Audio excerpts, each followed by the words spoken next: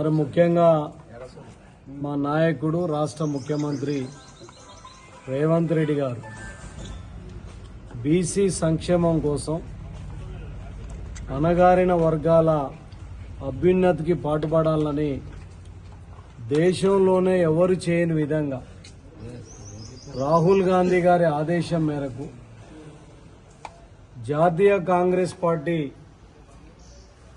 నిర్ణయం మేరకు కుల గణన అనేది రాష్ట్రంలో బ్రహ్మాండంగా సక్సెస్ఫుల్గా మరి రాష్ట్ర ప్రభుత్వం చేపట్టడం జరిగింది.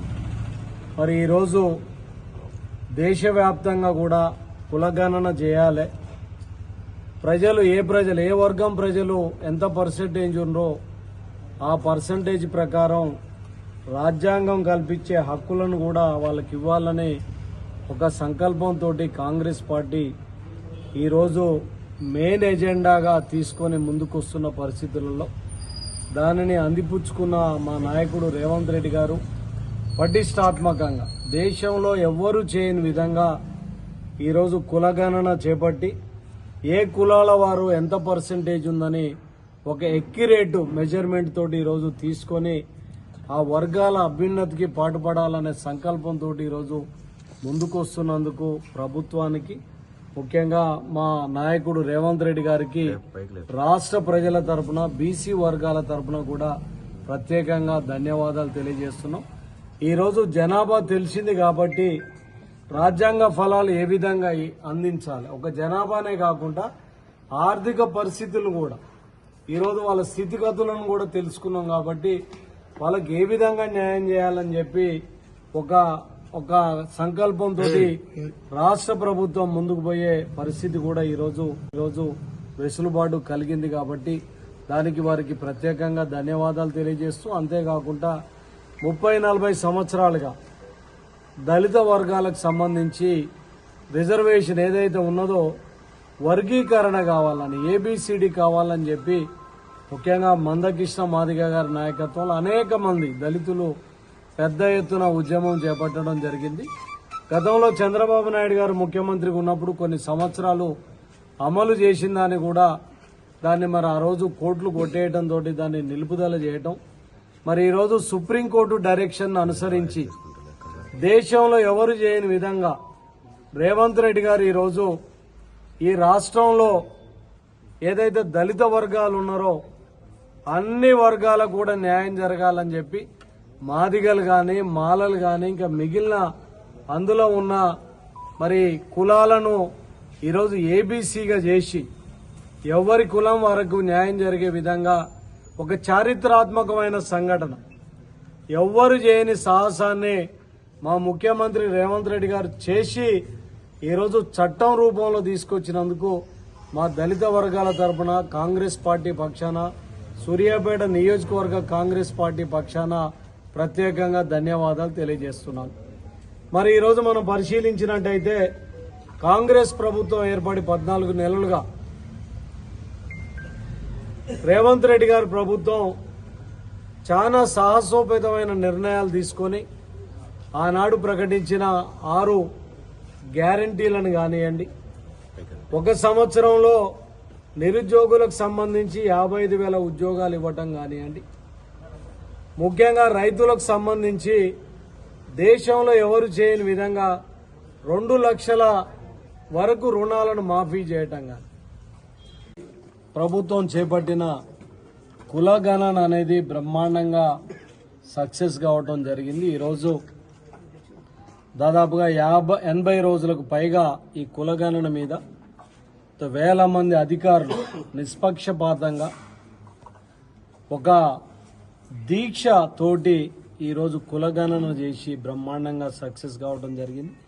దానికి చట్టబద్ధత కావాలని మా నాయకుడు రేవంత్ రెడ్డి గారు కాంగ్రెస్ ప్రభుత్వం ఈరోజు అసెంబ్లీలలో పెట్టి కూడా బ్రహ్మాండంగా ఈరోజు ఎంతమంది ఉన్నారో కూడా దాని మీద ఈరోజు స్పష్టంగా ఒక ప్రకటన కూడా చేయడం జరిగింది. అంతేకాకుండా ఏదైతే సుప్రీంకోర్టు నిర్ణయానికి అనుకూలంగా 50% రిజర్వేషన్ దాటొద్దనే దాని మీద పార్టీల పరంగా 42% వరకు కూడా కాంగ్రెస్ పార్టీ రేపు లోకల్ బాడీలలో బీసీలకు టికెట్లు ఇవ్వబోతుందని కూడా ఈ సందర్భంగా తెలియజేస్తూ ఇంత మంచి కార్యక్రమాన్ని చేపడితే బీఆర్ఎస్ నాయకులు కడుపు మంటతోటి చేతగాని దద్దమ్మలు అయ్యారు. ఈరోజు మేము అడుగుతున్నాం, మీరు చేతనయ్యి ఉంటే 10 ఏళ్ళు అధికారంలో ఉన్నారు, సమగ్ర కుటుంబ సర్వే అని చెప్పి ఆర్భాటంగా చేశారు.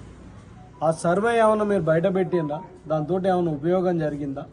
మీకు అలా దమ్ముంటే బీసీ కులగణన ఎందుకు చేయలేదని చెప్పి మేము ఈరోజు అడుగుతున్నాం. మీ చేతగాని దద్దమ్మలు ఆ రోజు చేయకుండా ఈరోజు బీసీ సంక్షేమం కోసం మేము కులగణన చేపడితే దీనిని తప్పు పట్టడాన్ని కూడా తీవ్రంగా ఖండిస్తున్నాం. అంటే ఈరోజు బీఆర్ఎస్ పార్టీకి ఈ బీసీల మీద ప్రేమ లేదు, బీసీల అభ్యున్నతికి వీళ్ళు వ్యతిరేకంగా ఉన్నారని కూడా నేను ఈ సందర్భంగా మనం చేస్తున్నాను. నేను జగదీశ్వర్ రెడ్డి మాట్లాడుతూ మాకు ప్రభుత్వాన్ని నడపడమే చేత కాదట. అయ్యా, కాంగ్రెస్ పార్టీ ఏంది, కాంగ్రెస్ పార్టీ చరిత్ర ఏందో నిన్ను కన్నా నీ అయ్యని అడుగు, లేకపోతే నీ తాతని అడుగు, నీకు తెలియదు. కాంగ్రెస్ పార్టీ పుట్టినాడు నీ తాతే చిన్నపిల్లగాడు.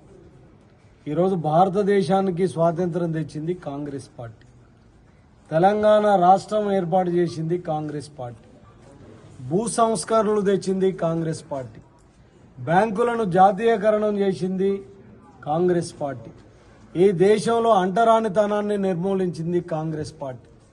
పేద వర్గాలు ఈరోజు చదువుకొని అమెరికా లాంటి దేశాలకు పోయి బ్రహ్మాండంగా ఈరోజు సక్సెస్ అవుతున్నారంటే దానికి వెనుక కాంగ్రెస్ పార్టీ. ఐటీ విప్లవం తీసుకొచ్చింది రాహుల్ గాంధీ.